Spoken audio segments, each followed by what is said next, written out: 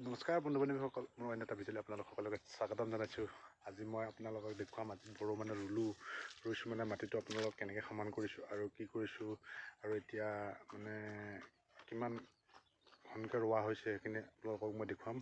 আৰু মোৰ ভিডিঅ'টো ভাল লাগিলে লাইক, কমেণ্ট, শ্বেয়াৰ আৰু ফ'ল' কৰি দিব। এতিয়া মই আপোনাৰ হাল বাই আছোঁ, এইটো বোকা দিবৰ কাৰণে হাল বাই আছোঁ। এইটো কি কালি পৰহি পানী ভৰাইছোঁ, কালি পানী ভৰাইছোঁ, কালি হাল বাই ৰাখিছোঁ মাটিটো গেলিবৰ কাৰণে। আপোনালোকক মই ভিডিঅ'টো দেখাইছিলোঁ যে মাটিটো গেলিবৰ কাৰণে মই হাল বাই ৰখা হৈছিলে। আজি আকৌ পানী ভৰাই আকৌ হাল বাইছোঁ, হাল বাই পেলাই ইয়াক মই সমান কৰিব লাগিব, সমান কৰি বোকা দিম। সেইকাৰণে এতিয়া হাল বাই আছোঁ, ৰাতিপুৱাতে হাল বাই আছোঁ। আৰু আপোনাৰ প্ৰথমে ট্ৰেক্টৰে হাল বালোঁ, তাৰপৰা এতিয়া গৰুৱে হাল বাইছোঁ। কিয়নো গৰুৱে হাল বালে ধৰক মাটিটো ওখ চাপৰ কৰা সমান কৰিবলৈ অলপ সুবিধা হয়, মাটি মৈয়াবলৈ সুবিধা হয়।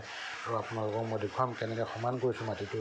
এয়া দেখক, চাওক, মই হাল বোৱাৰ পিছত মাটিটো একদম কিমান সমান কৰিবলগীয়া হৈছে। ওখ চাপৰ ক'তো থাকিব নোৱাৰিব, যাতে পানীটো সমান লেভেলত, মাটিডৰাত সমান লেভেলত থাকে, যাতে প্ৰতিজোপা ৰোৱাই যাতে তাত পানীটো সমানভাৱে পায়, মাটিটো সমান্তৰালভাৱে বোকা হৈ থাকে। তেনেধৰণৰ মই মাটিটো সমান কৰিছোঁ।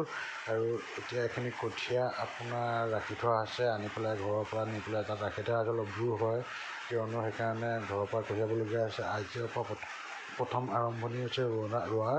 আৰু এতিয়া ৰুই আছে, মাহঁতে ৰুই আছে, এইটো ভাইটিয়ে আলি দি আছে আৰু মই হাল বাই আছিলোঁ। আৰু দেখিছেনে এইটো আলি কিমান ধুনীয়াকৈ বেৰ লিপাদি লিপিবলগীয়া হৈছে। একদম এইবিলাক ধুনীয়াকৈ লিপি কুচি ল'ব লাগিব, আলিবিলাক সুন্দৰকৈ বনাব লাগিব, যাতে তাৰ কোনো পানী লিক কৰিব নোৱাৰে, চাপৰ হ'ব নোৱাৰিব, যাতে পানী ওপৰেদি বাগৰি যাব নোৱাৰিব, সমান লেভেলত পানীটো ৰুব লাগিব।